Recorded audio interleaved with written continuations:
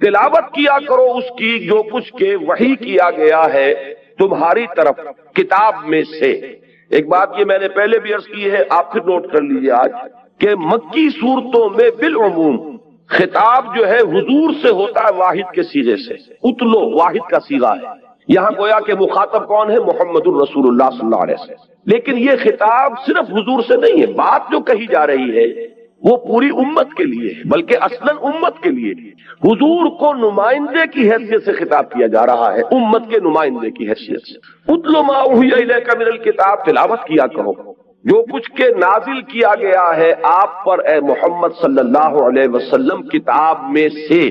اب یہ الکتاب نوٹ کیجئے، الکتاب کا لفظ ایک تو قرآن مجید میں آتا ہے تمام کتابوں کے لیے، تورات، انجیل، زبور، صحف ابراہیم اور قرآن، ان سب کو جمع کیجئے تو یہ الکتاب بن جائے گا، اس لیے کہ یہ گویا کہ ان سب کو اپنے دامن میں سموٹ لے گی۔ اس اعتبار سے قرآن کیا ہے؟ من الکتاب، اس الکتاب کا یہ ایک جز ہے، مہیمن ہے، آخری ایڈیشن کہہ لیجئے اس الکتاب کا، وہ قرآن ہے۔ لیکن یہاں ایک اور پہلو سے بھی من الکتاب اس معنی میں کہ ابھی تو 5واں برس ہے نا، یہ میں عرض کر چکا ہوں کہ سن 5 میں نازل ہوئی ہے، سن 5 نبوی ہجری نہیں، سن 5 نبوی ہجرت سے 7 سال پہلے یہ سورہ مبارکہ نازل ہو رہی ہے، یعنی حضور پر ابھی وحی کا آغاز ہوئے کل 5 برس ہوئے ہیں، تو سن 5 میں ابھی کتنا قرآن نازل ہوا ہوگا؟ اول تو یہ کہ مکی قرآن جو ہے وہ پورے قرآن کا 2/3 بن جاتا ہے، 1/3 تو ابھی مدینہ ہی میں جا کر اترنا ہے، ابھی وہ تو آیا ہی نہیں، اور اس میں سے بھی یوں سمجھیے کہ جو 2/3 ہے اس کا بھی میں سمجھتا ہوں کہ ابھی اس کا بھی 1/3 سے زیادہ نازل نہیں ہوا، تو اس لیے فرمایا جو کچھ اس الکتاب میں سے، الکتاب سے مراد اگر یہاں قرآن لے تو معنی کیا ہوں گے؟ جو کچھ اس میں سے نازل ہو چکا ہے اب تک، اور اگر الکتاب کو تمام کتابوں کے مجموعے سے تعبیر کریں تو اس سے مراد قرآن ہوگی۔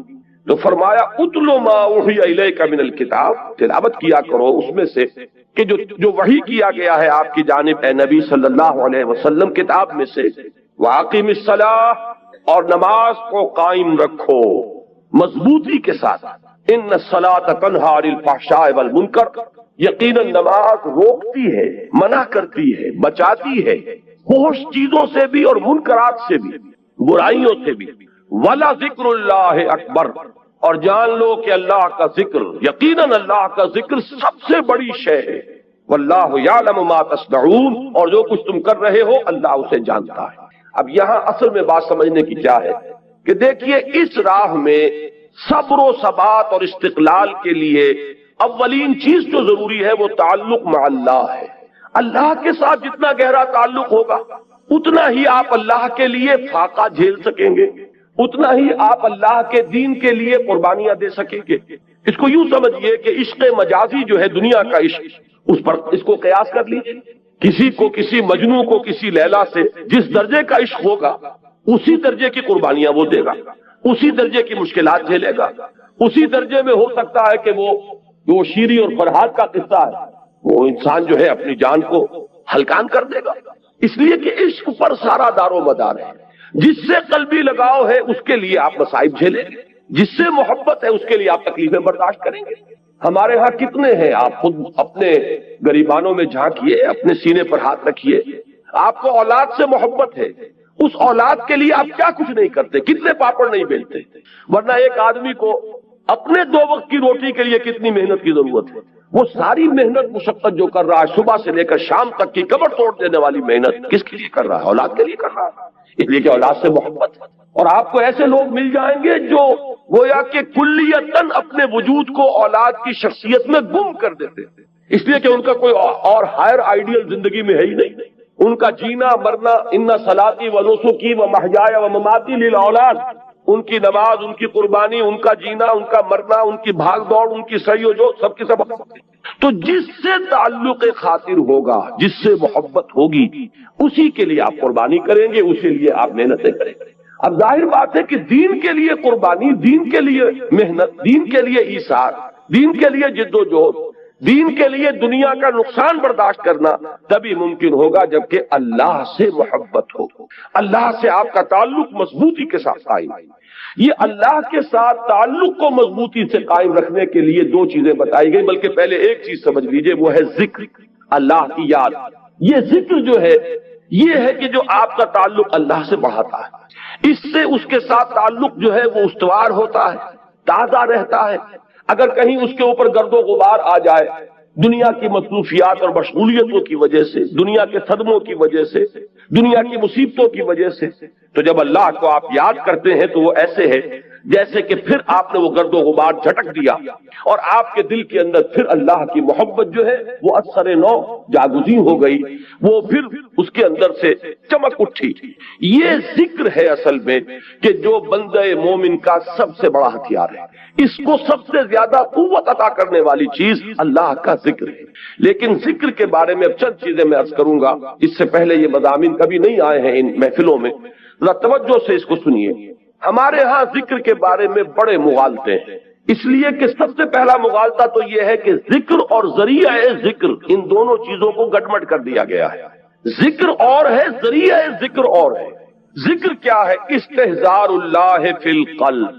ذکر اصل میں ہے اللہ کو دل میں موجود رکھنا، اللہ کو دل میں یہاں اس کی یاد یا اس کی محبت یا اس کے ساتھ لگاؤ اور تعلق کو قائم رکھنا۔ استحضار اللہ فی القلب۔ اب جس چیز کو ہم ذکر کہتے ہیں وہ ذریعہ ذکر ہے۔ میں بیٹھ کر اگر کہہ رہا ہوں سبحان اللہ سبحان اللہ سبحان اللہ سبحان اللہ، یہ ذریعہ ذکر ہے، ذکر نہیں ہے۔ اب اگر یہ آپ سبحان اللہ کی تسبیح تو کر رہے ہیں لیکن دماغ آپ کا چکر لگا رہا ہے اپنے کاروبار میں، آپ نے کوئی پرابلم تھا، دکان سے اٹھ کر آئے ہیں اور ذہن آپ کا اسی پرابلم کو حل کرنے میں لگا ہوا ہے، تو چاہے تسبیح آپ نے پوری کر لی تو ذکر کا یہ ذریعہ تو آپ نے اختیار کیا، ذکر آپ کو حاصل نہیں ہوا۔ اسی طریقے سے نماز کیا ہے؟ ذریعہ ذکر ہے۔ سورہ طٰہٰ کی بڑی پیاری آیت ہے وہ، اور وہ ابتدائی وحیوں میں سے ہے بلکہ پہلی وحی جو حضرت موسیٰ علیہ السلام پر ہوئی، اس میں الفاظ آتے اقم الصلاۃ لذکری، نماز کو قائم کرو میری یاد کے لیے۔ مقصود کیا ہے؟ ذکر۔ استحضار اللہ فی القلب، اس کا ایک ذریعہ یہ نماز ہے کہ آپ اپنے دھندوں میں لگے ہوئے تھے، اذان کی آواز آئی فوراً اٹھے، وضو کیا، آپ مسجد کی طرف چل پڑے، وہاں گئے، آپ کھڑے ہوئے نماز میں اور آپ نے سورہ فاتحہ جو یوں سمجھیے کہ پورے قرآن مجید کا لب لباب ہے، اس کا نچوڑ ہے، اس کا خلاصہ ہے، اس کو آپ نے ہر رکعت کے اندر پڑھا یا سنا۔ اگر آپ امام کے ساتھ ہیں، امام قرات کر رہا ہے، آپ سن رہے ہیں، اگر آپ علیحدہ پڑھ رہے ہیں تو آپ خود پڑھ رہے ہیں، تو آپ نے پڑھا یا سنا، اور اس کا نتیجہ کیا نکلا کہ تازہ ہو گیا وہ آپ کا تعلق اللہ کے ساتھ۔ جو گرد و غبار آ گیا تھا، یہ 4 گھنٹے 6 گھنٹے آپ دکان پر بیٹھے رہے، صبح 8 بجے آ گئے، دن کے 1 بجے تک نہ معلوم کتنے گاہک آئے، کیا کیا گفتگویں ہوئی۔ اب یہ بھی جو آپ کے شعور کے اوپر ایک گردہ پڑ گیا، اللہ کے ساتھ تعلق کے اندر کچھ کمزوری واقع ہوئی ہے، اس کو تازہ کرنا۔ مجھے حفیظ جالندری کا یہ شعر بہت پسند ہے، بڑا پیارا شعر ہے، ایسا نقشہ کھینچا ہے کہ سرکشی نے کر دیے دھندلے نقوش بندگی، آؤ سجدے میں گریں لوح جبیں تازہ کریں۔ یہ لوح جبیں پر ہمارا لکھا ہوا نا کہ ہم بندے ہیں اللہ کے، ہم آقا نہیں ہیں، ہم اپنے وجود کے مختار اور مالک نہیں ہے کہ جو چاہے کرے، ہم تو ہمارا آقا وہ ہے، ہم اس کے بندے ہیں۔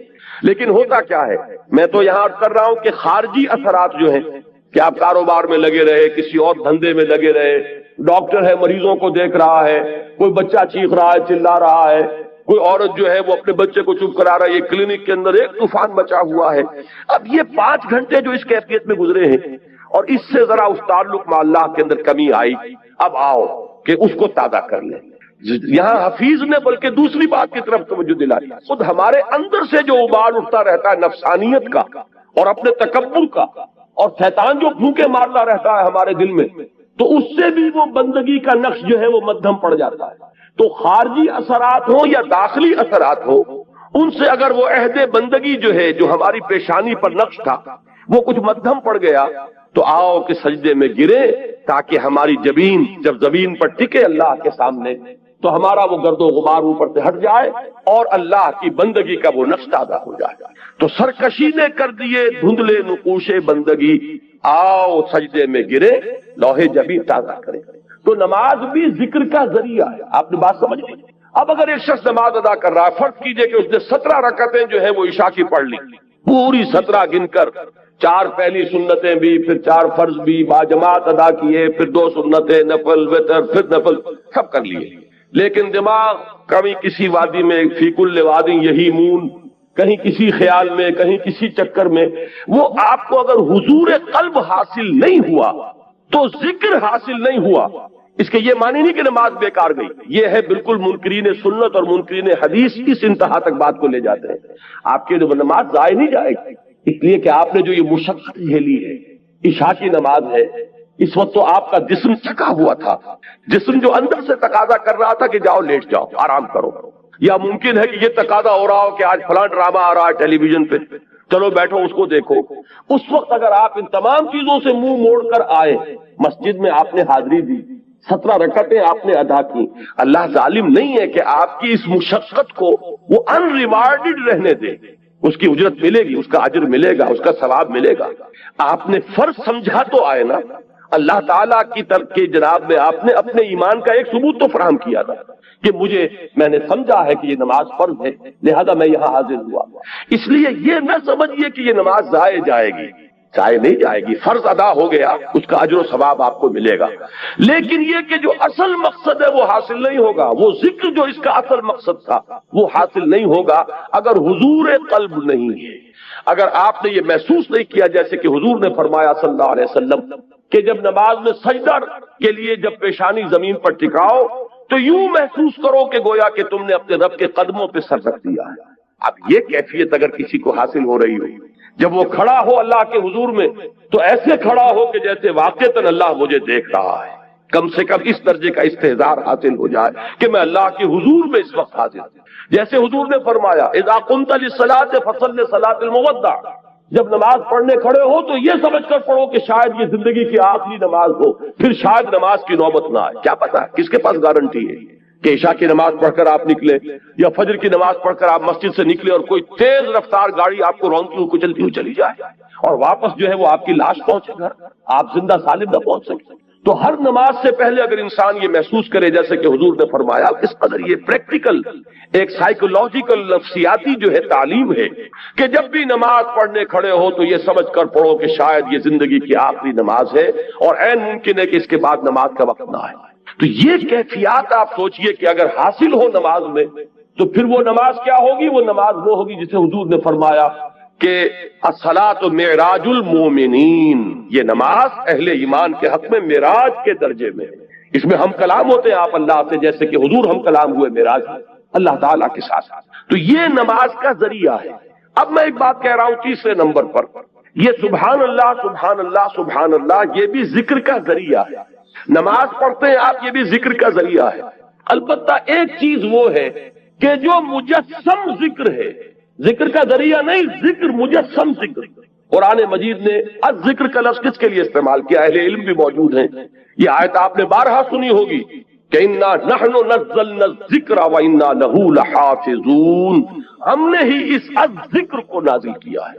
دی ریممبرنس از قرآن، قرآن ہے یہ جو الذکر ہے، سراپا ذکر ہے، ہماتن ذکر. لہذا ذکر جو ہے، اب میں نے جہاں سے عام طور پر ذکر کا اطلاق ہوتا تھا اس سے میں ریورس آرڈر میں لے کر آیا کہ یہ تو معلوم ہے کہ سبحان اللہ کی تسبیح کرنا یہ ذکر ہے، لیکن نماز کے بارے میں شاید یہ سامنے نہ ہو کہ یہ ذکر کا جامع ترین ذریعہ ہے.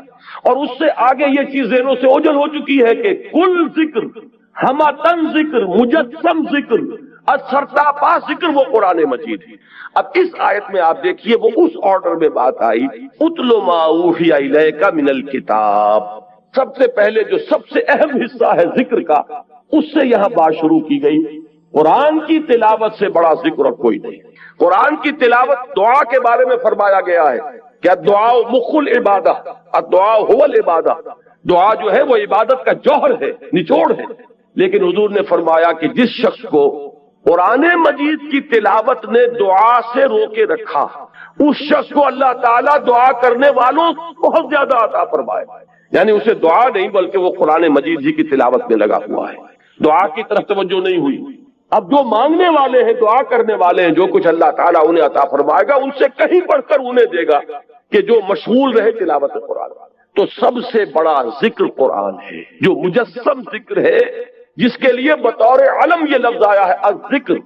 یہ گویا کہ پراپر ناؤن ہے اس کے لیے، الذکر. انا نحن نزلنا الذکر وانا لہ لحافظون. وَأَنزَلْنَا إِلَيْكَ الذِّكْرَ لِتُبَيِّنَ لِلنَّاسِ مَا نُزِّلَ إِلَيْهِمْ۔ اے نبی، یہ الذکر ہم نے آپ کی طرف اس لیے نازل کیا کہ جو چیز ہم نے لوگوں کے لیے اتاری ہے اس کو آپ ان پر واضح کریں، اس کی تبیین فرمائیں، اس کی توضیح فرمائیں، اپنے قول سے اپنے عمل سے اس کی وضاحت کریں۔ وہاں بھی لفظ الذکر آیا قرآن کے لیے، اور یہ متعدد آیات اور بھی، لیکن اب وقت نہیں ہے کہ میں ان سب کو کوٹ کروں۔ تو اب ذکر کو یوں سمجھیے، آج اس موضوع پر پورے طور پر اس کا احاطہ کر کے اٹھیے۔ ایک بات تو ہمیں یہاں سے معلوم ہو گئی کہ وَلَا ذِكْرُ اللَّهِ اکبر، یقیناً اللہ کا ذکر سب سے بڑی شے، بہت بڑی شے نہیں، اکبر ہے افعل التفضیل، سب سے بڑی شے۔ اس راہ میں صبر کے لیے، اس راہ میں استقامت کے لیے، اس راہ میں پامردی کے لیے، اللہ کے دین کے لیے ایثار اور قربانی کرے انسان، اور دل پشمردہ نہ ہو بلکہ اور خوشی ہو، اور اس کے اندر جو ہے اس کے دل کی کلی کھلتی چلی جائے کہ اللہ کی راہ میں یہ تکلیف بھی آئی، زہے نصیب کہ اللہ نے ہمیں اس قابل سمجھا کہ ہمیں اپنی راہ کی تکلیف کے لیے منتخب کر لیا۔ اللہ کی راہ میں مجھے یہ جلا کٹا فقرہ بھی سننا پڑا، زہے نصیب کہ اللہ تعالیٰ نے ہمیں اس قابل سمجھا کہ نبی اکرم صلی اللہ علیہ وسلم کو اگر جلے کٹی باتیں سننی پڑی تو ہمیں بھی اس کا کوئی حصہ ہمیں بھی نصیب ہو گیا۔ تو بجائے اس کے کہ اس سے دل پشمردہ ہو، دل کی کلی کھلے، وہ ہے وَلَا ذِكْرُ اللَّهِ اکبر۔ تو اس میں سب سے بڑی چیز کہ جس سے انسان کو مدد ملے گی وہ اللہ کا ذکر۔ لیکن اللہ کے ذکر کے بارے میں جو باتیں میں نے عرض کی، نمبر ایک یہ کہ ذکر علیحدہ ہے، ذریعہ ذکر علیحدہ ہے۔ ذکر ہے استحضار اللہ فی القلب، اس کے لیے جو ذرائع اختیار کیے جائیں گے۔ اب ان میں جب میں اوپر سے چلوں گا، نزولی ترتیب، سب سے اوپر کیا ہے؟ تلاوت قرآن، اتل ما اوحی الیک من الکتاب، اس لیے کہ قرآن الذکر ہے، لہذا اس کی تلاوت سب سے بڑا ذریعہ ذکر ہوگا، سب سے اہم، سب سے مقدم، سب سے پہلا ذریعہ ذکر تلاوت قرآن، اتل ما اوحی الیک من الکتاب۔ نمبر 2 پر ہے نماز۔ نماز جو ہے اس کے بارے میں عرض کر دوں کہ یہ جامع ترین ذریعہ ذکر ہے، مقدم ترین وہ ہے قرآن کی تلاوت، اہم ترین ہے قرآن کی تلاوت، لیکن جامع ترین یہ ہے۔ وہ کس لیے کہہ رہا ہوں؟ اس میں دیکھیے 4 چیزیں جمع کر دی گئی ہیں۔ نمبر 1، اس میں ذکر قولی بھی ہے، ذکر عملی بھی ہے۔ آپ پڑھ بھی رہے ہیں سورہ فاتحہ، زبان سے بھی کہہ رہے ہیں سبحان ربی العظیم، زبان سے بھی کہہ رہے ہیں اللہ اکبر، اور رکوع میں بھی جا رہے ہیں۔ اللہ اکبر کہہ کے جب آپ گئے رکوع میں تو آپ نے اپنے وجود سے بھی ذکر کیا، اپنے وجود سے بھی گویا کہ ظاہر کیا کہ آپ اللہ کی بڑائی کے قائل ہیں کہ آپ اس کے سامنے رکوع میں آ گئے۔ پھر آپ جب سجدے میں گرے ہیں تو گویا کہ آپ نے اپنے پورے وجود سے ظاہر کیا کہ آپ کے ذہن میں، آپ کے قلب پر اللہ کی عظمت کا نقش اتنا گہرا ہے کہ آپ نے اپنی پیشانی سے قدموں پر۔ معلوم یہ ہوا کہ یہ ذکر قولی بھی ہے اور ذکر عملی بھی شامل ہے۔ جیسے سائنس کی تعلیم ہوتی ہے، کلاس روم میں لیکچر ہوتے ہیں اور پھر جا کر لیبارٹری میں ایکسپیریمنٹیشن ہوتی ہے، یہ دونوں چیزیں جب جمع ہو جاتی ہیں تب وہ بات راسخ ہو جاتی ہے۔ تو ذکر قولی اور ذکر عملی، اور نمبر 2 ذکر قولی میں بھی، اب یہ میں ایک اصطلاح خود ایجاد کر کے آپ کے سامنے رکھ رہا ہوں۔ ایک ہے ایکٹیو ذکر اور ایک ہے پیسیو ذکر۔ ایکٹیو ذکر کیا ہے؟ جس میں خطاب ہوتا ہے اللہ کے ساتھ، جس میں کہ علامہ اقبال نے میننگ آف پریئر، ان کا ایک لیکچر ہے، وہ جو ان کے 7 لیکچرز ہیں تباہ شدہ، reconstruction of religious thought in Islam, اس میں ایک meaning of prayer in Islam, اسلام میں دعا اور نماز کا مقام کیا ہے، اس کا مفہوم کیا ہے۔ بڑی پیاری بات ایک یہ کہی ہے کہ انسان جب دعا کرتا ہے اللہ سے تو اس میں وہ انائے صغیر انائے کبیر کے بالکل سامنے آ جاتا ہے۔ ایک تو یہ ہے کہ آپ جملہ خبریہ کی شکل میں اللہ اکبر اللہ اکبر اللہ اکبر آپ نے 34 مرتبہ کہا، اللہ سب سے بڑا ہے، اللہ سب سے بڑا ہے، اللہ سب سے بڑا ہے، یہ غائب کے سیغے میں بات ہو رہی ہے، اس میں خطاب نہیں ہے، اس لیے میں اس کو کہتا ہوں پیسیو ذکر۔ اور ایک ایکٹیو ذکر ہے جس میں آپ اللہ سے ہم کلام ہوتے ہیں، ایاک نعبد و ایاک نستعین اہدنا الصراط المستقیم، یہ کیا ہے؟ اس میں آپ اللہ سے ہم کلام ہیں۔ یہاں آپ کی وہ انائے صغیر، دی فائنائٹ ایگو، وہ بالکل انفائنائٹ ایگو کے سامنے آ کر اس سے خطاب کر رہی ہے۔ تو افلاک سے آتا ہے نالوں کا جواب آخر، اٹھتے ہیں حجاب آخر، کرتے ہیں خطاب آخر۔ تو یہ جو خطاب والا انداز ہے نماز میں آپ کو یہ بھی ملے گا۔ سورہ فاتحہ کا اہم ترین حصہ یہ ہے شروع میں جو ہے غائبانہ انداز میں آپ کہتے ہیں الحمدللہ رب العالمین الرحمن الرحیم مالک یوم الدین، یہ غائبانہ انداز ہے، یہ جملہ خبریہ ہے. لیکن یہاں ایاک نعبد و ایاک نستعین، اب یہاں خطاب ہو گیا ہے، اب آپ اللہ سے براہ راست ہم کلام ہیں.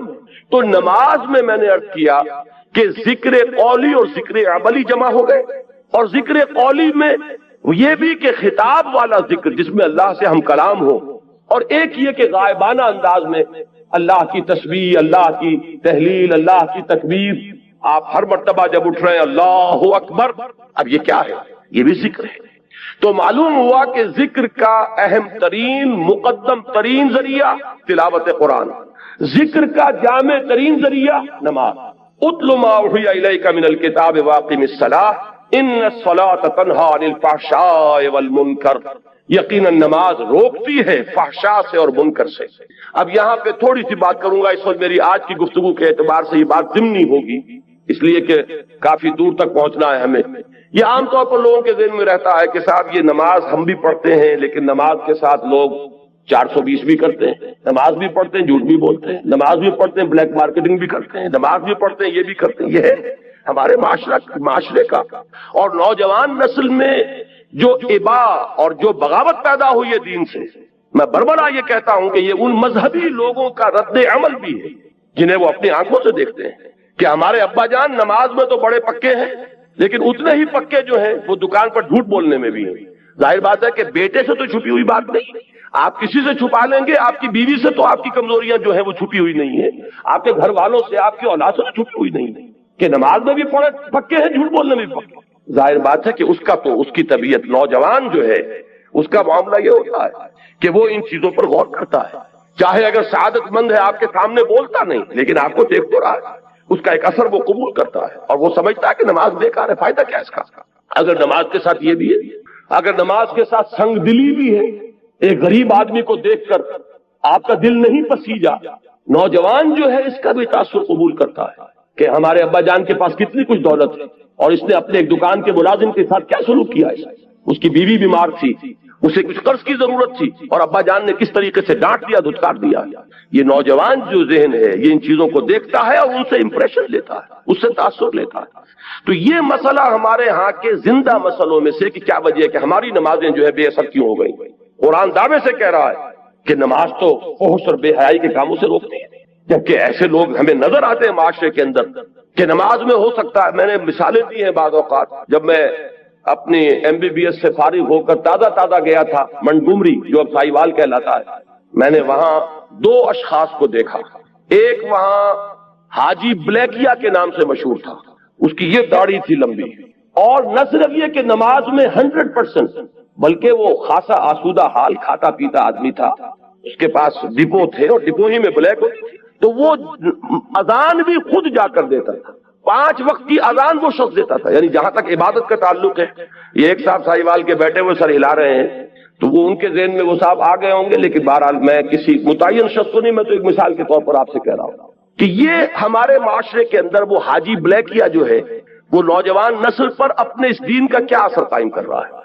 اور اس کے ساتھ ہی بالکل پیرلل ایک حاجی رشوت تھے، وہاں وہ انکم ٹیکس کے اندر وہ انسپیکٹر تھے، ان کی بھی داڑھی بہت طویل اور نمازی بہت پکے، لیکن وہ خوب رشوت لیتے تھے خود بھی اور رشوتیں دلواتے تھے مسجدوں کو. جا کے جب وہ کسی پارٹی کا گلا دباتے تھے تو اپنے لیے بھی کچھ لیتے تھے اور اللہ کو نہیں بھولتے تھے، اللہ کے گھر کے لیے بھی چندے لے لیتے تھے. یہ ہے ہمارے ہاں کی وہ دینداری کہ جس کی وجہ سے واقعہ یہ ہے کہ نوجوان نسل میں اگر دین سے دوری ہوئی ہے تو اس کے کچھ اسباب ہیں. اے باد سبا ہی ہم آوردہ تش، یہ ہمارے اپنے کرتوت ہیں کہ جس کی وجہ سے نوجوان نسل میں بغاوت پیدا ہوئی. وہ کیوں ہے؟ وہ اسی وجہ سے ہے کہ یہ نماز رہ گئی رسم اذان، روح بلالی نہ رہی. پوری زندگی کے ساتھ اس کی کوئی کوآرڈینیشن نہیں ہے، اس کی کوئی مطابقت نہیں ہے. زندگی میں جو کچھ امنگیں ہیں، ارادے ہیں، جو ویلیوز ہیں، ویلیوز ان لائف، اس کا اس نماز کے ساتھ کوئی تعلق نہیں رہا. یہ ایک اپینڈکس ہے، یہ ایک ضمیمے کی حیثیت سے انسان کی زندگی کے اندر علیحدہ جڑی ہوئی شے ہے، اس کا اس کے اصل سیرت سے، اصل کردار سے کوئی تعلق نہیں. یہ وجہ ہے کہ یہ نماز وہ نماز نہیں ہے.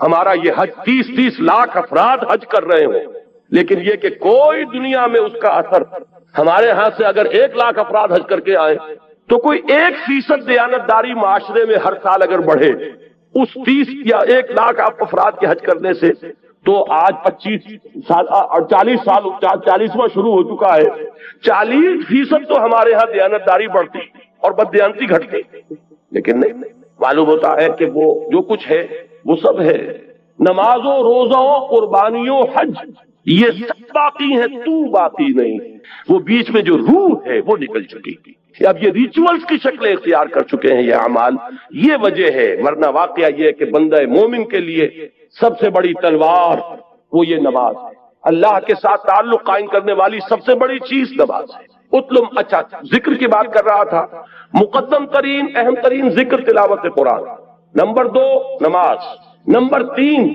وہ جو حضور صلی اللہ علیہ وسلم سے جو مسنون دعائیں ہیں، دیکھیے یہ ہے نمبر 3 پر، اذکار مسنونہ اور ادعیہ مسنونہ، ان میں یہ ہے کہ کوئی ایڈیشنل ٹائم آپ کو نہیں لگتا، آپ اگر کار میں بیٹھ رہے ہیں، سواری پر سوار ہونے کی دعا ہے، اتر رہے ہیں اس کی دعا ہے، صبح اٹھے ہیں دعا ہے، آپ بیت الخلاء میں داخل ہو رہے ہیں دعا ہے، بیت الخلاء سے باہر نکلے ہیں دعا ہے، آپ پھر اب وضو کرنے بیٹھے، وضو کے بعد فارغ ہوئے، مسجد کے لیے نکلے گھر سے دعا ہے، مسجد میں داخل ہوئے دعا ہے، مسجد میں تو رہیں گے تو وہ تو ہے ہی نماز، وہ تو سراپا ذکر ہے، واپس آئیں گے پھر دعا ہے، گھر میں داخل ہوں گے پھر دعا ہے، بازار کے لیے نکلیں گے دعا ہے، واپس آئیں گے دعا ہے، سفر پر جائیں گے دعا ہے، واپس آئیں گے دعا ہے، یہاں تک کہ آخری بات عرض کر دیتا ہوں کہ آپ تعلق ذل و شوق قائم کرتے ہیں تو بھی دعا ہے، کوئی عمل زندگی کا ایسا نہیں ہے جس کے لیے مسنون دعا نہ ہو، آئینہ دیکھتے ہیں تو دعا ہے، کپڑے بدلتے ہیں تو دعا ہے،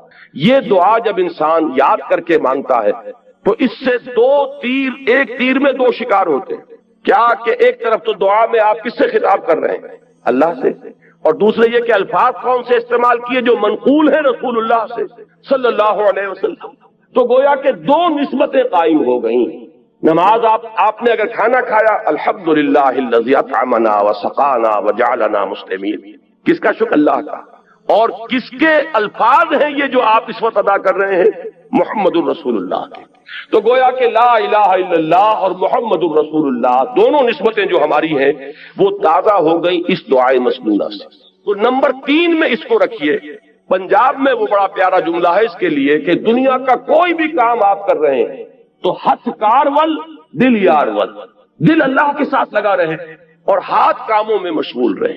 اقبال نے حضرت فاطمہ زہرا رضی اللہ تعالی عنہا کے لیے جو اشعار کہے ہیں اس میں بڑے پیارے الفاظ آئے ہیں کہ آسیہ گرداں لب قرآن سرا، کہ حضرت فاطمہ رضی اللہ تعالی عنہا جب چکی پیستی تھی تو قرآن مجید پڑھتی جاتی تھی، اس لیے کہ چکی پیسنے میں تو صرف ہاتھ ہی لگتا ہے، میں نے خود دیکھا ہے، اپنی ایک بزرگ میری رشتے میں وہ دادی بنتی تھی، میں نے یہ نقشہ دیکھا ہے ان کا اپنے بچپن میں کہ وہ بیٹھی ہیں اور چکی پیس رہی ہیں اور ساتھ ہی یہ ہے کہ وہ قرآن شریف پڑھ رہی ہیں۔ معلوم ہوا کہ ظاہر بات ہے کہ یہ مشقت جسمانی ہو رہی ہے نا، اس وقت آپ کا ذہن فارغ ہے، اس وقت آپ کی زبان فارغ ہے، اگر اس وقت آپ تلاوت قرآن کر رہے ہوں تو گویا کہ آپ کا کوئی ایڈیشنل ٹائم نہیں لگا، وہ ہاتھ جو ہے چکی پیسنے میں مصروف ہے، لیکن آپ نے یہ ذکر الہی کی نعمت جو ہے اضافی طور پر حاصل کی۔ تو تیسرے نمبر پر، نمبر 1 قرآن، تلاوت قرآن، نمبر 2 اقامت صلاۃ، نمبر 3 اذکار مسنونہ اور ادعیہ معصورہ، وہ جو ذکر حضور نے بتایا۔ اب نماز کے بعد ہے یہ 33 بار سبحان اللہ، 33 بار الحمدللہ، 34 بار اللہ اکبر، یہ حضور کا بتایا ہوا، تو ظاہر بات ہے حضور کے بتائے ہوئے اذکار ان کی بہت بڑی قدر و قیمت ہے، بڑی اہمیت ہے، اور وہ دعائیں کہ جو حضور سے منقول ہیں یہ ہے۔ اور چوتھے نمبر پر ہمارے جو یہ سلاسل ہیں، یہ چشتی سلسلہ ہے، یہ قادریہ سلسلہ ہے، انہوں نے اپنے اپنے زمانے میں لوگوں کی ذہنیتوں کو سامنے رکھ کر یہ جو اذکار جو انہوں نے مدون کیے کہ یہ سلسلہ ذکر ہے چشتیہ کا، یہ ذکر خفی ہے، یہ ذکر جلی ہے، یہ چوتھے نمبر پر لائیے، اس لیے کہ وہ لوگ بہت ماہر تھے نفسیات کے، اور انہوں نے اپنے زمانے میں اگر مفید سمجھ کر وہ طریقے مدون کیے ہیں تو ٹھیک ہے، مجھے ان سے اختلاف نہیں ہے، لیکن خدا کے لیے انہیں چوتھے نمبر پر رکھیے۔ اگر اس کو نمبر 1 پر لے آئے اور اصل ذکر آپ نے اسی کو سمجھا اور تینوں منزلیں جو ہے کود کے کراس کر گئے تو یہ اصل میں ریورس ہو جائے گا، سارا ریشیو پروپورشن کا معاملہ غلط ہو جائے گا۔ نمبر 1 پر قرآن، نمبر 2 پر نماز، نمبر 3 پر اذکار مسنونہ اور ادعیہ معصورہ، اور نمبر 4 پر اذکار وہ کہ جو مختلف سلسلوں میں جو تصوف کے یا ذکر کے جو طریقے ہیں ان میں جو بھی تجویز کیے جائیں، اگر یہ ترتیب رہے گی تو انشاءاللہ تعالی اس کی تمام برکات جو ہے صحیح طور پر ظاہر ہوں۔ بہرحال یہاں اس پوری آیت کا جو نتیجہ نکلا وہ کیا ہے؟ جو شخص اللہ کے دین کے لیے جد و جہد میں، محنت میں، کشمکش میں مبتلا ہو، اس کو جان لینا چاہیے کہ اس میں صبر و ثبات کے لیے اصل چیز کیا ہے؟ اللہ کے ساتھ تعلق۔ اللہ کے تعلق کے لیے کیا چیز ہے؟ اللہ کا ذکر۔ اللہ کے ذکر کے لیے یہ 4 چیزیں ہیں: تلاوت قرآن، اقامت صلاۃ، ادعیہ معصورہ، اذکار مسنونہ، اور جو اس کے علاوہ ذکر آپ کسی سلسلے میں منسلک ہیں تو جو آپ کے مرشد نے، آپ کے جو بھی جن سے آپ نے سلسلہ تعلق قائم کیا، جو ذکر وہ بتایا۔ اب آئیے اگلی آیت، وَلَا تُجَادِلُوا أَهْلَ الْكِتَابِ إِلَّا بِالَّتِي أَحْسَنَ إِلَّا الَّذِينَ ظَلَمُوا مِنْهُمْ، اور مت جھگڑو اہل کتاب سے مگر بہت ہی عمدہ طریقے سے، اس طریقے سے جو سب سے عمدہ، اس لیے کہ یہاں بھی احسن ہے، جیسے وہاں اکبر ہے، وَلَذِكْرُ اللَّهِ اکبر، افعل التفصیل، یہاں بھی احسن جو آیا ہے یہ سپرلیٹو ڈگری، سب سے اعلیٰ طریقے پر ان سے جھگڑو۔ ابھی میں بتاؤں گا کہ مجادلے کا مطلب کیا ہے۔ إِلَّا الَّذِينَ ظَلَمُوا مِنْهُمْ، سوائے ان کے جو ان میں سے ظالم ہو، جو ظلم کریں، تعدی کریں، دسترازی کریں۔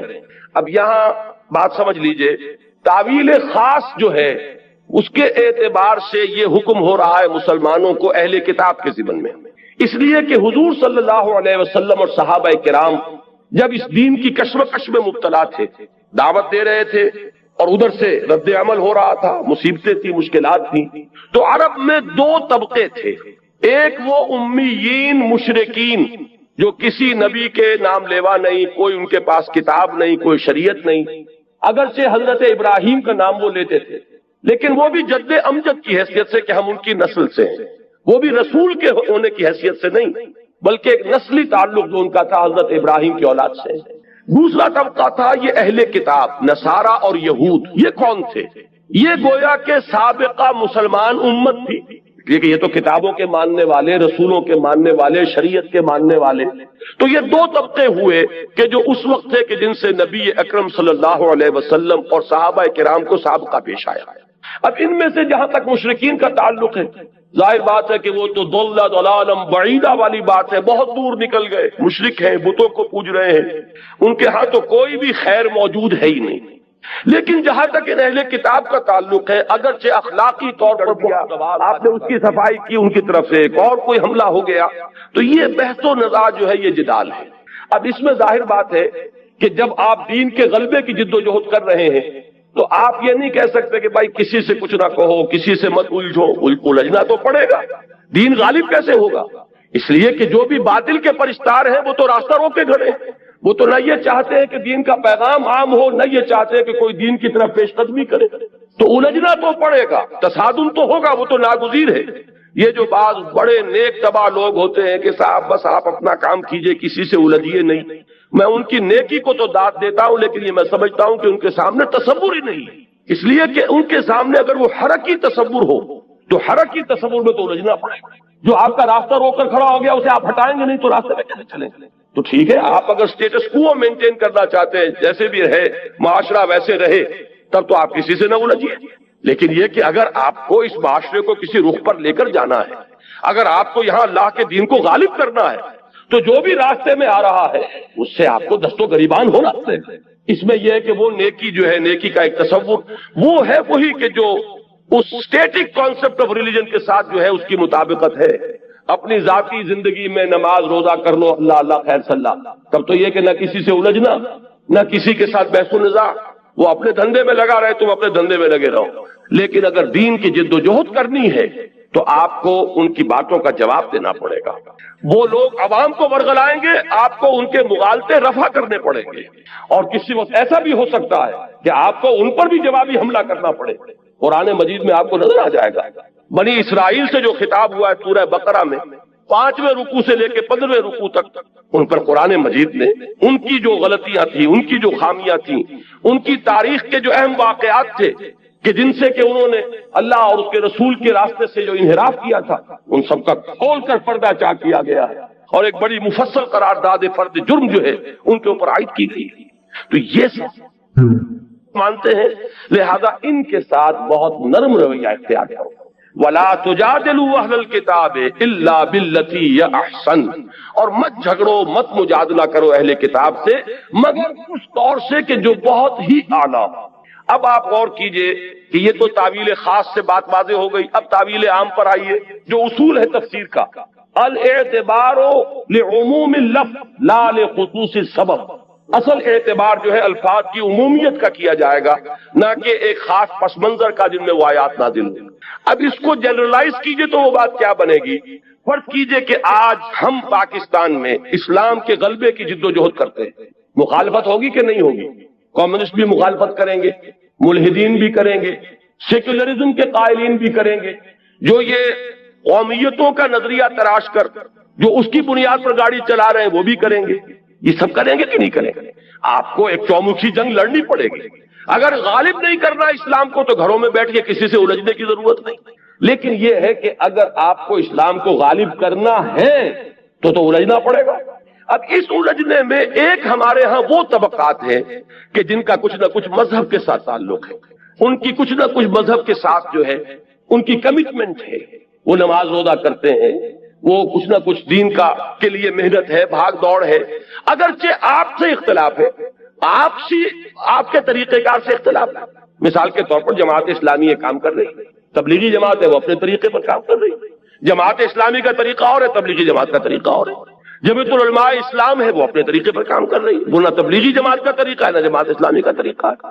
ہم نے ایک تنظیم قائم کی، تنظیم اسلامی، ہمارے سامنے ایک اور طریقہ کار ہے. تو یہ تو ہو سکتا ہے کہ آپ کے طریقے سے اختلاف کرتے ہوں، لیکن بہرحال ان کا دین کے ساتھ کوئی لگاؤ ہے، وہ بھی اس میدان میں ہے، ان کی بھی کمٹمنٹ ہے، وہ اپنے تجزیے کے مطابق، اپنی تشخیص کے مطابق، اپنی تجویز کے مطابق کام کر رہے ہیں. لہذا اب آپ اگر خطاب میں سب کو ایک لاٹھی سے ہانک دیں گے تو در حقیقت آپ اپنے مقصد کو نقصان پہنچائیں. جو بھی دین کے میدان میں ہے، جو بھی دین کا کوئی کام کر رہا ہے، اس کے ساتھ بڑے ادب کے ساتھ، احترام کے ساتھ پیش آؤ، ان کا اکرام کرو. یہ میں لفظ جو ہے تبلیغی بھائیوں والا استعمال کر رہا ہوں، ان کی عزت کرو کہ وہ بھی دین کے کام میں لگے ہوئے. اگرچہ ٹھیک ہے آپ کا نقطہ نظر کچھ اور ہے، ان کا نقطہ نظر کچھ ہے. ایک الیکشن کے راستے سے جانا چاہتا ہے، ایک سمجھتا ہے کہ اس راستے سے وقت کے ضیاع کے سوا کچھ حاصل نہیں ہوگا، لہذا اس نے کوئی اور راستہ تجویز کیا ہے. ایک وہ ہے کہ جو صرف لوگوں کو نیکی کی تلقین کر کے وہ یہ سمجھتا ہے کہ جب نیکی آئے گی بدی خود بخود چلی جائے گی. لوگوں کو خامخواہ جو ہے اس کے اوپر تنقید کی زبان مت کھولو، بلکہ یہ کہ فضائل کی تلقین کے ذریعے سے لوگوں کو نیکی کے راستے پر لے آؤ. ایک کا خیال ہے نہیں، قرآن میں تو جہاں بھی آیا ہے امر بالمعروف کے ساتھ نہی عن المنکر ساتھ جڑا ہوا آیا ہے، یہ تو ایک گاڑی کے دو پہیے ہیں. تو یہ اختلافات ایک جگہ ہیں، لیکن آپ یہ نہیں کہہ سکتے کہ وہ اسلام کا کام نہیں کر رہے. لہذا ان کے ساتھ معاملہ کرتے ہوئے بات یہ ہوگی وَلَا تُجَادِلُوا أَهْلَ الْكِتَابِ إِلَّا بِالَّتِي هِيَ أَحْسَنُ. ہمیں یہاں سے رہنمائی لینی ہوگی کہ اگرچہ مخالفین اس وقت مشرکین بھی تھے اور اہل کتاب بھی تھے، اور اہل کتاب کی مخالفت کے بارے میں قرآن نے کہا ہے کہ یہ سب سے زیادہ شدید ہیں بغض میں. یہود کے علماء سے بڑھ کر دشمن کوئی نہیں تھا محمد رسول اللہ صلی اللہ علیہ وسلم کا، حالانکہ وہ خوب جانتے تھے یعرفونہ کما یعرفون ابناءہم، ایسے پہچانتے ہیں محمد کو جیسے اپنی اولاد کو پہچانتے ہیں. لیکن اس کے باوجود چونکہ ان کا ایک ماضی ہے، وہ رسولوں کے نام لیوا ہیں، ان کے ہاں کتاب ہے، تورات ہے، ان کے ہاں علماء ہے، ان کے ہاں مذہبی عدالتیں ہیں، لہذا ان کو بالکل مشرکین کے اعتبار رکھ دینا درست نہیں ہوگا. وَلَا تُجَادِلُوا أَهْلَ الْكِتَابِ إِلَّا بِالَّتِي هِيَ أَحْسَنُ. اب اس سے ہمیں کیا لینی ہوگی رہنمائی کہ اگر ہم اپنی سمجھ کے مطابق، اپنے فہم کے مطابق، اپنے تجزیے کے مطابق، اپنی تشخیص کے مطابق، اپنی تجویز کے مطابق دین کا کوئی کام کر رہے ہوں، تو جو بھی دین کے لیے کسی نہ کسی درجے میں ایکٹیو ہیں، کوئی کام کر رہے ہیں، کوئی توانائیاں صرف کر رہے ہیں، ان کے ساتھ یہ معاملہ اختیار کرنا ہوگا. کہیں نہ کہیں تو لازماً آئے گی بات اختلاف کی، اس لیے کہ ظاہر بات ہے کہ ہم کہیں گے بھائی ہم جو راستہ بتا رہے ہیں ہم نے اس لیے اختیار کیا کہ صحیح راستہ اس کو سمجھا ہے. ہمیں کہنا پڑے گا کہ انتخاب کے اندر، یہ انتخابات میں حصہ لینے سے ملک کے اندر ایک اطمینان کی فضا پیدا ہو جانا یہ اپنی جگہ پر ہے، جو ہم چاہتے ہیں کہ ہونا چاہیے. کہ مختلف حصوں کے لوگوں کے اندر یہ اطمینان ہو کہ ہمیں ہمارے معاملات ہمارے ہاتھ میں ہیں. یہ نہیں ہے کہ کوئی ایک صوبہ سب پر حکومت کر رہا ہو. اس لیے کہ فوج کی حکومت ہے تو گویا کہ پنجاب کی حکومت ہے، باقی سندھ اور بلوچستان گویا کہ محکومی کے اندر زندگی بسر کر رہے ہیں. یہ احساس بڑا خوفناک ہے. لہذا الیکشن کا ہونا اس احساس کو ختم کرنے کے لیے تو ضروری ہے. البتہ اسلام الیکشن کے راستے سے نہ قطعاً آنا محال مطلق، ناممکن. اس کے لیے تو انقلابی راستہ اختیار کرنا پڑے گا. اب اگر یہ بات میں زور دے کر نہ کہوں تو میری اس بات کے اوپر کون توجہ کرے گا، کون آئے گا میرے اس راستے پر، کون میرا دست و بازو بنے گا، کون میرا ساتھ دے گا؟ تو مجھے یہ بات تو کہنی پڑے گی، لیکن یہ ہے کہ اس میں وہ تمام احتیاطیں ملحوظ رہیں کہ بہرحال وہ بھی جو کچھ کر رہے ہیں دین کے لیے کر رہے ہیں، اپنی سمجھ کے مطابق دین ہی کی خدمت ہے. ان کے سامنے بھی یہی ہے، چاہے وہ جمعیت علماء ہو، چاہے تبلیغی جماعت ہو، جماعت اسلامی ہو. تو ہمیں یہاں سے یہ دوسری ہدایت ہے کہ جو اخذ کرنی ہے، وَلَا تُجَادِلُوا أَهْلَ الْكِتَابِ إِلَّا بِالَّتِي أَحْسَنُ إِلَّا الَّذِينَ ظَلَمُوا مِنْهُمْ. یہ ذرا مشکلات القرآن میں سے یہ مقام، سوائے ان کے جو ان میں سے ظلم پر، سرکشی پر، تعدی پر اور حق تلفی کے اوپر کمر کس لے. اب یہ استثناء کس سے ہے؟ دو نتیجے اس کے نکل سکتے ہیں. ایک اللہ نے دوسرے اللہ کو کینسل کر دیا تو اس کا مطلب یہ ہوا کہ ان سے جھگڑو ہی نہ، اس کے منہ ہی نہ لگو. اور ایک یہ ہو سکتا ہے کہ یہ اس اللہ نے صرف احسن کی نفی کی ہے، گویا کہ ان کے ساتھ جھگڑو تو انہیں ترکی بترکی جواب بھی دے سکتے ہو. اس لیے کہ جن لوگوں کے بارے میں یہ یقین ہو جائے کہ یہ نہ سننا چاہتے ہیں، نہ ماننا چاہتے ہیں، نہ کوئی معقول بات سننے کے لیے تیار ہے، انہوں نے مخالفت پر کمر کس لی، انہوں نے فتویٰ بازی شروع کر دی ہے راستہ روکنے کے لیے. تو ظاہر بات ہے کہ اگر ان کے ساتھ بھی اگر آپ نے وہ معاملہ اختیار کیا تو وہ گویا کہ اپنی منزل کو آپ کھوٹا کریں گے. ان کا جواب دینا پڑتا ہے، کسی وقت سختی کا جواب سختی کے ساتھ دینا پڑتا ہے، لیکن اس میں بھی بڑی احتیاط کی ضرورت ہوگی. یہ دونوں مفہوم اس میں موجود ہیں. اچھا، اب جو بات یہ تو ہوئی منفی بات، مثبت بات کیا ہے؟ یہ انداز اختیار کرو، وَقُولُوا آمَنَّا بِالَّذِي أُنزِلَ إِلَيْنَا وَأُنزِلَ إِلَيْكُمْ. یہ کہو ان سے کہ ہم ایمان رکھتے ہیں اس چیز پر بھی کہ جو ہماری طرف نازل کی گئی اور اس پر بھی جو تمہاری طرف نازل کی گئی. چونکہ اہل کتاب کا ذکر ہے، ہم تو تورات پر بھی یقین رکھتے ہیں، ہم انجیل پر بھی یقین رکھتے ہیں. اگرچہ جو تورات تمہارے پاس ہے اس میں تحریف ہو گئی ہے، لیکن اس کی تصدیق قرآن کرتا ہے کہ تورات اللہ کی کتاب تھی جو اللہ نے موسیٰ علیہ السلام کو عطا فرمائی. جو انجیل آج تم پیش کر رہے ہو اگرچہ منوعاً اس کو ہم نہیں مانتے، لیکن یہ بات ہم مانتے ہیں کہ وہ انجیل و یقیناً اللہ کی کتاب تھی کہ جو اللہ نے حضرت عیسیٰ علیہ السلام کو عطا فرمائی. تو قولوا آمنا بالذی انزل الینا وانزل الیکم، ان سے کہو ہم تو ایمان رکھتے ہیں، ہمارے اندر تو کوئی تعصب نہیں، کوئی عصبیت نہیں، کوئی گروہ بندی نہیں. ہم تو ایمان رکھتے ہیں اس پر بھی کہ جو وہی ہماری طرف کیا جا رہا ہے قرآن، اور ایمان رکھتے ہیں ان کتابوں پر بھی جو تمہاری طرف نازل کیا گیا ہے. وَإِلَٰهُنَا وَإِلَٰهُكُمْ وَاحِدٌ، اور ہمارا اور تمہارا الہ ایک ہے. ایسا نہیں ہے کہ وہ کوئی دو الہ ہو. ہم تو توحید کے ماننے والے ہیں. تمہارا پیدا کرنے والا بھی وہی جو ہمارا پیدا کرنے والا ہے، موسیٰ کا بھیجنے والا بھی وہی جو محمد کا بھیجنے والا ہے علی نبینا علیہ الصلوۃ والسلام. تو ہم تو اس الہ واحد کو مانتے ہیں.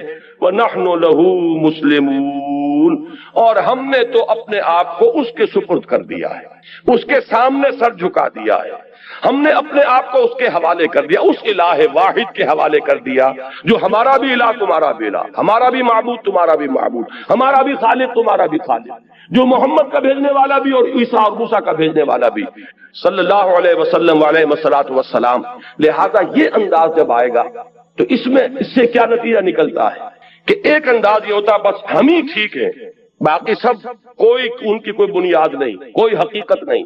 آپ کو جہاں پر بھی جو حق نظر آئے اس کو تسلیم کیجیے، جہاں خیر نظر آئے اس کو مانیے، تاکہ لوگوں پر یہ اثر قائم ہو کہ ان کے اندر تعلی نہیں ہے، تکبر نہیں ہے، یہ بس ہم چما دیگرے نہیں، یہ انداز ان کا نہیں ہے کہ ہم ہی ہم اور کوئی نہ ہو، بلکہ یہ حق جہاں بھی پایا جاتا ہے اس کو مانتے ہیں. صحیح بات جب سامنے رکھی جائے فوراً تسلیم کرتے ہیں، حقیقت جب آئے لپٹ کر قبول کرتے ہیں. جیسے کہ حضور نے فرمایا الحکمت ضالۃ المومن هو احق بها حیث وجدها، حکمت اور دانائی کی بات تو مومن کی گویا کہ گمشدہ متاع ہے کہ وہ سب سے بڑھ کر حقدار ہے اس کا جہاں بھی پائے.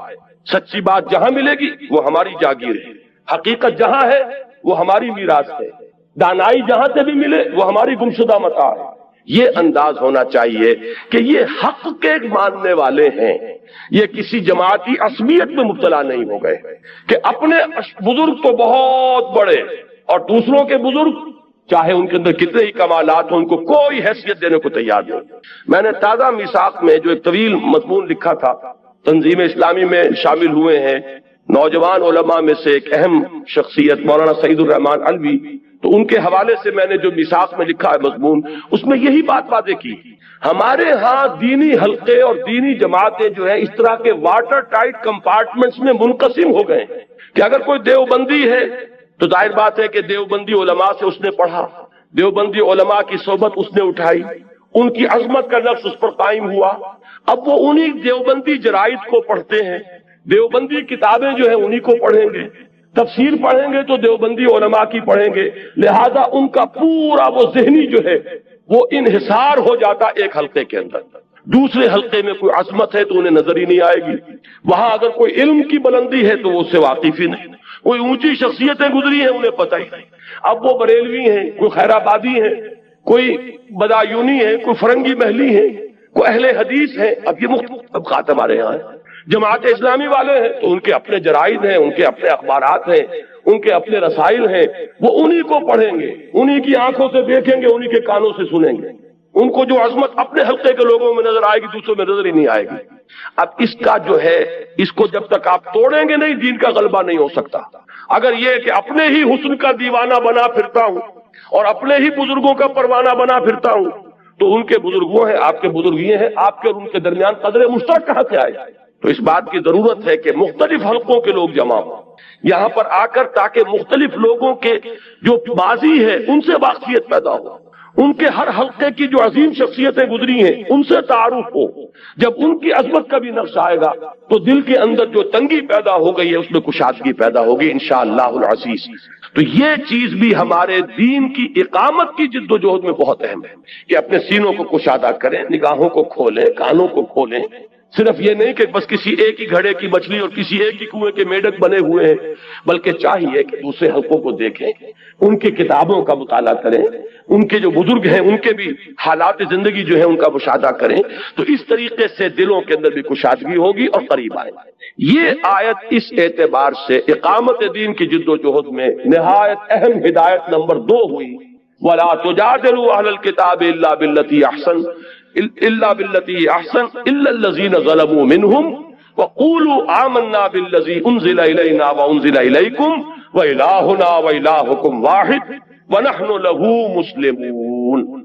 اب یہ تیسری آیت جو ہے یہاں سے چھوڑ دیجئے، اب آگے آئیے۔ تیسری ہدایت اب آ رہی ہے سورہ عنکبوت کی، اب یہ آیات ہیں 55 سے اور 60 تک۔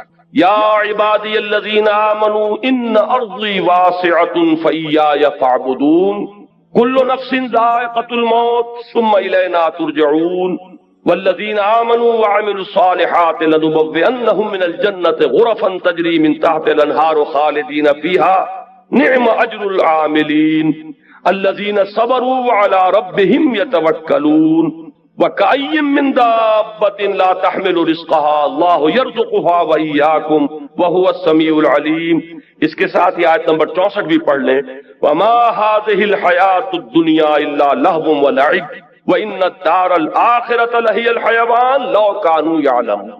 یہ پوری جو میں نے آیات آپ کو پڑھ کر سنائی، ان کا اہم ترین مضمون ہے ایمان بالآخرہ۔ اصل میں موٹیویشن جو عملاً ملتی ہے انسان کو اور اس راہ میں قربانی کے لیے جو اس میں آمادگی پیدا ہوتی، اس دنیا کا نقصان گوارا کرنے کے لیے انسان آمادہ ہوتا ہے، وہ ہوتا ہے ایمان ٹوٹتی ہوئی ہمتیں جو ہیں ان کے اندر اثر نو، ایک عزم، ایک استقلال، ایک ہمت جو ہے پیدا کیجئے، اپنی قبر کو کسیے، محنت کیجئے۔ اس ایلیا کے بارے میں حضور نے خبر دی، اس حدیث سے معلوم ہوا کہ یہ مسلمانوں کے ہاتھوں سے نکل چکا ہوگا، لیکن ان کو لینے والے خراسان سے چل کر آئیں گے، کوئی مشرق کوئی اور ملک کے لوگ نہیں لے سکیں گے۔ نوٹ کیجئے ذرا حدیث کو۔ یہ ایلیا تاریخی اعتبار سے مسلمانوں کے ہاتھ سے 2 دفعہ نکلا ہے، پہلے عربوں کے ہاتھ سے نکلا لیکن عرب واپس نہیں لے سکے۔ کس نے واپس لیا؟ کوئی نظام اگر عالمی سطح پر آتا ہے یا آنے کا امکان ہے تو اس کی ترتیب اور تدریج یہی ہوگی کہ پہلے کسی ایک ملک میں آئے اور پھر پھیلے۔ منطق بھی یہی کہتی ہے، تاریخ بھی یہی بتاتی ہے۔ فرانس کا انقلاب فرانس میں آیا، پھر پھیل گیا پوری دنیا میں. اشتراکی انقلاب روس میں آیا، لیٹن امریکہ تک پہنچ گیا. سب سے بڑھ کر محمد عربی صلی اللہ علیہ وسلم کا انقلاب جزیرہ نمائے عرب میں آیا اور پھر پھیلا دائیں بائیں، مشرق مغرب شمال. منطقی طور پر بھی یہی ممکن ہے. اور اس کو اگر کانورس لے لیجئے، اس کا ضد لے لیجئے، اگر پوری دنیا میں